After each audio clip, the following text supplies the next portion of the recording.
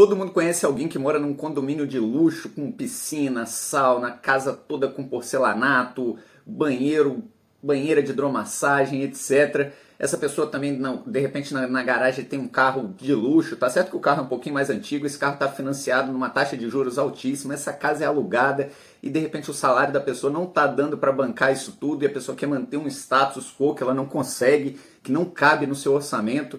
E a pessoa começa a pegar dinheiro emprestado com um primo, com um cunhado, aí de repente já está no banco, de repente já precisa pegar dinheiro com a agiota, e aí começa a viver uma situação desesperadora, né?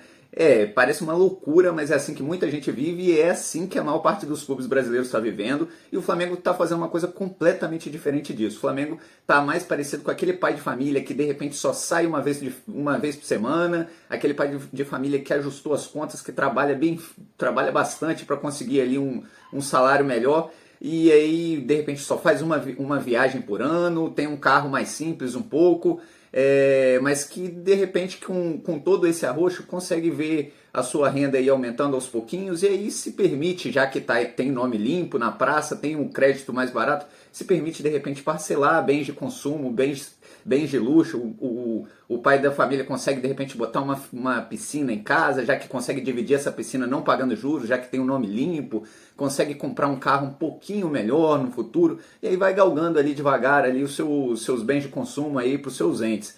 Então o Flamengo está mais semelhante a isso, e é por isso que eu fiz um levantamento dos números de 2022 para mostrar aí o perfil do endividamento do Flamengo e mostrar como esse endividamento não se sobrepõe à austeridade e à dinâmica do clube, que é uma dinâmica de superávit, é uma dinâmica de fazer o Flamengo economicamente cada vez mais forte. Mas antes, deixa eu te fazer um pedido. Se você gosta desse tipo de conteúdo, já está aqui e ainda não está inscrito, para aí um pouquinho, já vem aqui no botão de se inscrever para você receber aí em primeira mão as notificações dos próximos conteúdos e já deixa seu like também, que é muito importante para ajudar com que o canal cresça e os vídeos cheguem a mais pessoas. Beleza? Então vamos para esse plano aí, eu vou mostrar a tabela aí dos números do Flamengo em 2022. Então não tem como a gente começar a falar do perfil da dívida. Eu sei que a gente fica ansioso querendo saber qual é o número final, mas não tem como a gente falar o número final sem falar algumas coisas importantes a partir desse número. E aí eu trouxe o orçamento do Flamengo de 2022 aprovado pelo Conselho Administrativo do clube, que prevê uma receita de R$1 bilhão, mais um pouquinho que 1 bilhão. Essa receita eu tive cuidado de olhar todos os números, a previsão de venda de jogadores, previsão de gastos operacionais, de despesas financeiras. É bem plausível que esse número aconteça, ao contrário, eu acho que eles foram até conservadores no número para que depois eles possam falar, ó, tá vendo, a gente fez uma previsão com um número desse tamanho e a gente conseguiu bem mais. Bom, a receita está com mais de R$1 bilhão, como vocês podem ver aqui no slide. As despesas operacionais, o que são despesas operacionais? Quanto o Flamengo vai pagar de salários, pagar com estrutura, viagens e etc. Todas essas despesas do clube estão em R$611 milhões. As despesas financeiras caíram muito. O que são as despesas financeiras? De repente, adiantamento de juros, adiantamento de algum dinheiro que vai cair de repente na metade do ano. Por exemplo, as cotas de televisão são pagas em parcelas e as contratações às vezes precisam ser pagas no início da temporada. Então o Flamengo adianta um pouquinho esse dinheiro que já está previsto para recebimento no meio do ano e isso acaba tendo um custo, essas pequenas parcelas acabam tendo um custo. É uma despesa bem normal, essa despesa diminuiu muito graças à parceria do Flamengo com o BRB, então ela está agora em R$23 milhões.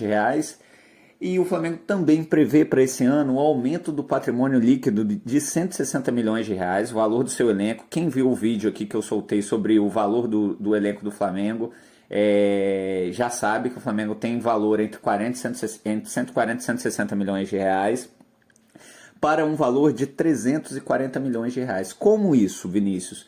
Bom, como o Flamengo acaba pagando parte das parcelas dos jogadores em que ainda a dívida ainda acontece, por exemplo, o Gabigol, o Pedro, até o Gerson ainda, o Flamengo ainda paga a parcela do Gerson ao mesmo tempo em que recebe pela venda ao Olympique de Marseille.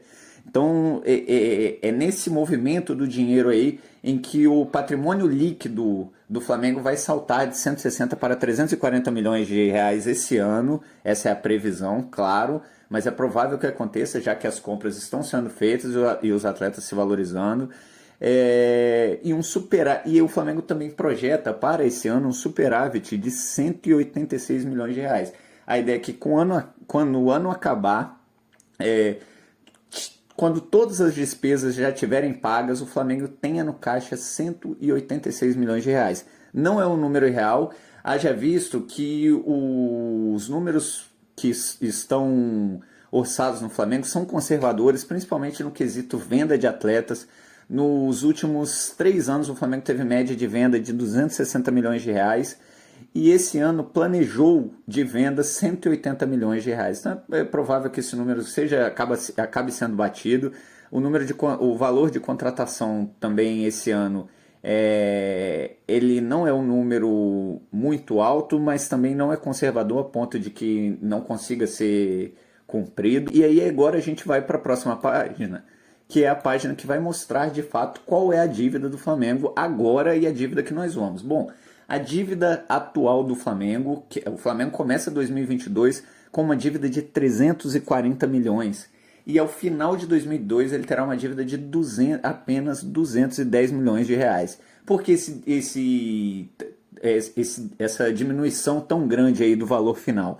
Principalmente pelo pagamento das parcelas dos jogadores. Então, esse tipo de dívida é uma dívida muito plausível e muito boa para o clube, já que o clube contrata, usufrui tecnicamente dos atletas, paga por ele de forma parcelada, vai usufruindo ali da qualidade desse atleta, e esse atleta ainda é um ativo do clube. Eu posso citar alguns exemplos.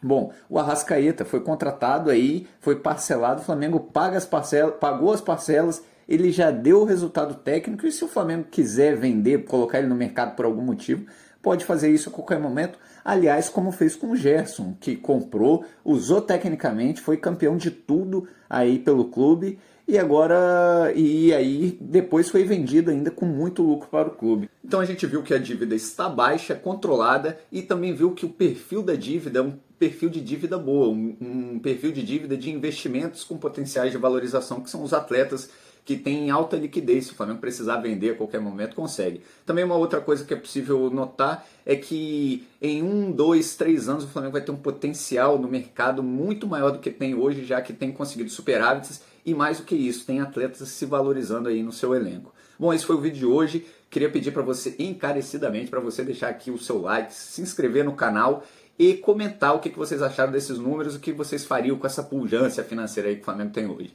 Beleza? Esse foi o vídeo de hoje. Grande abraço!